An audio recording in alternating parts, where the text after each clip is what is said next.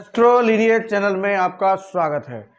आज हम बात करेंगे एक ऐसी कुंडली के बारे में जो कि राजा महाराजाओं की है। सभी लोग सोचते हैं कि राजा महाराजाओं के योग ऐसे कौन से योग होते हैं जिसके कारण ये राजा बनते हैं, यानी राजा जो होते हैं वो राजघराने में ही पैदा होते हैं। ज़्यादातर जिनकी स्टेट होती हैं और वहाँ उनका जन्म होता है तो ये जन्म से ही राजा होते हैं, यानी जन्म से ही सुख सुविधाएं इनको प्राप्त होती हैं। तो हम एक कुंडली पर चर्चा करेंगे जो कि मेष लग्न की कुंडली है, और मेष लग्न की कुंडली के जो स्वामी होते हैं वो होते हैं मंगल। अब आप इस कुंडली में देख रहे हैं कि मंगल जो इनकी जो राशियां हैं 1 और 8 मेष और वृश्चिक, वो अष्टम भाव और लग्न से संबंधित हो गई, और मंगल आपके बैठे हैं लाभ भाव में, कुंभ राशि में।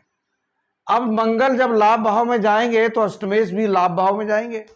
इसका मतलब ये हुआ कि यहाँ मंगल आपको राजयोग दे रहे हैं, ये लग्न बताती है। इसके अतिरिक्त भी बहुत सारे योग होते हैं जिसके अलग अलग परिणाम आते हैं। अब यहाँ शनि को हम देखेंगे। शनि यहाँ कर्म के स्वामी हैं, लाभ के स्वामी हैं, यानी कि लाभ भाव में ही शनि विराजमान है। स्वराशि के 11वें भाव में शनि बैठे हों, मंगल बैठे हों, अच्छा फल देते हैं। इसके अतिरिक्त तीसरे जो ग्रह बैठे हैं राहु कुंभ राशि में, मूल त्रिकोण राशि कही जाती है, तो यहाँ राहु भी शनि के साथ हैं तो अच्छा फल भी देंगे। लेकिन शनि राहु मंगल ये अपने आप में एक क्रूर योग भी है। राजा जो होते हैं वो उनके अंदर क्रूरता भी होती है। तो इस तरह से आप देखेंगे कि वही जो योग है वो इनको राजा बनाता है और वही योग इनको क्रूरता भी देता है। इसके अतिरिक्त अब आप देखिए ये तीनों ग्रह हैं कौन। राहु तो जहां बैठते हैं वहां का फल करते हैं, लेकिन शनि कर्म लाभ और मंगल आपके लगन के स्वामी होकर बैठ गए तो बन गया सम्राट योग। अब यहाँ अगर धन का संबंध जुड़ जाए तो महासम्राट योग बनता है। वो आप देखिए शुक्र जो बैठे हैं पंचम भाव में हैं, और पंचम भाव में बैठे शुक्र की दृष्टि इसी योग पर पड़ जाती है। तो ये जब शुक्र की दृष्टि पड़ेगी तो फिर ये बन जाता है आपका महासम्राट योग, यानी महाराजा योग। अब इस योग तो बना, लेकिन इसके बाद और ग्रह क्या फल दे रहे हैं वो भी देखिए। गुरु आपके स्वराश भाग्य भाव में बैठे हैं। जब गुरु भाग्य भाव में स्वराश आ जाएं तो लगन को देखेंगे, लग्नेश राजयोग देते हैं। तो ऐसे जो जातक होते हैं वो जब पैदा होते हैं तो कहाँ पैदा होंगे, जायज है एक अच्छी जगह पर ही पैदा होंगे, क्योंकि इनको बचपन से ही राजयोग प्राप्त होता है।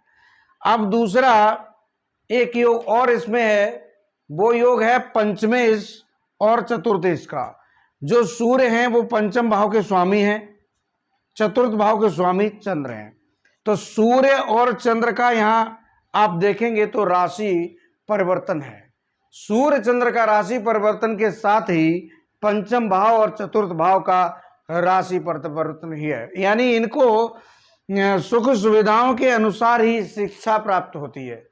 जब पंचम भाव आपका शिक्षा का है, चतुर्थ भाव आपके सुख का है, तो जो सुख है वो इनको इसके अनुसार प्राप्त हो जाता है। आप समझ गए होंगे। बाकी का चतुर्थ भाव का और सूर्य चंद्र का जो राशि परिवर्तन है ये सरकार को भी दिखाता है, यानी कि सरकार भी इनके घर की है। चौथा घर घर का है तो इनकी सरकार इनके घर में रहती है।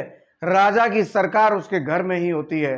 राजा कोई भी फैसला सुनाने के में सक्षम होते हैं। तो ये यहाँ से प्राप्त इन्हें हो जाता है। आगे बुध चंद्र। अब बुध कौन है? पंचम भाव में बुध जो बैठेंगे वो आपके कम्युनिकेशन और षष्ठे चोट इस तरह के रोग के स्वामी हैं। वो भी यहाँ पर विराजमान अपने से पीछे आए हैं। तो यहाँ पर जो शिक्षा है वो कोई इनको डिग्री वाली शिक्षा प्राप्त नहीं हुआ करती। डिग्रियां बहुत कम लेते हैं। इनको डिग्री कौन देगा? राजाओं को डिग्री कौन देगा? ये खुद ही शिक्षित होते हैं, खुद ही डिग्री होते हैं, इसलिए इनको डिग्री की कोई आवश्यकता नहीं केवल और केवल इनका विवेक जबरदस्त होता है, उसी के अनुसार ये फैसला करते हैं। एक बड़ा योग आप जब इसमें देखेंगे तो शनि राहु चंद्र मंगल और केतु चंद्र बुध शुक्र, ये पूरे के पूरे ग्रह आमने ही सामने हैं, यानी कि कहीं युति और प्रतियुति में ये घर दिखाई देते हैं ये ग्रह।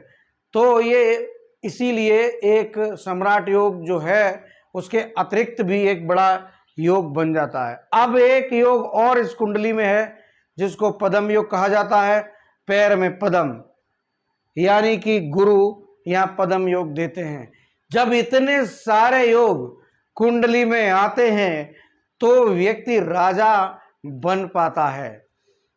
इस तरह अपने कुंडली को देखा, सूर्य यहाँ बैठे हैं, चतुर्थ भाव में बैठे हों, राशि परिवर्तन आपको मैंने बताया, लेकिन सूर्य अगर चतुर्थ भाव में आए तो घर बड़ा होता है, तभी इनका राजमहल होता है। आप लोग चैनल को लाइक करें, सब्सक्राइब करें। धन्यवाद।